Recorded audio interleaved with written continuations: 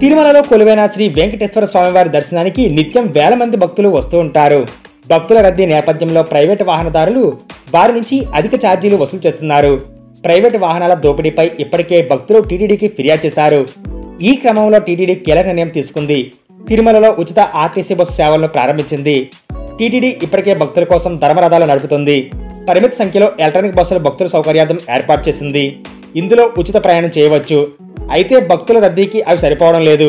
దీంతో ప్రైవేటు వాహనాల వారు శ్రీవారి భక్తుల నుంచి అధిక ఛార్జీలు వసూలు చేస్తున్నారు. దీంతో టీటీడీ ఆర్టీసీతో చర్చించి ఉచిత బస్సు సౌకర్యాన్ని అందుబాటులోకి తీసుకొచ్చింది. తిరుపతి, తిరుమల మధ్య తిరిగే బస్సులతో పాటు తిరుమలలోని ఇతర ముఖ్యమైన ప్రాంతాలకు వెళ్లాలనుకునే భక్తులకు ఈ ఉచిత ప్రయాణ సౌకర్యం కల్పించామని అదనపు ఈవో వెంకయ్య చౌదరి తెలిపారు. ఉచిత బస్సులను ప్రారంభించారు.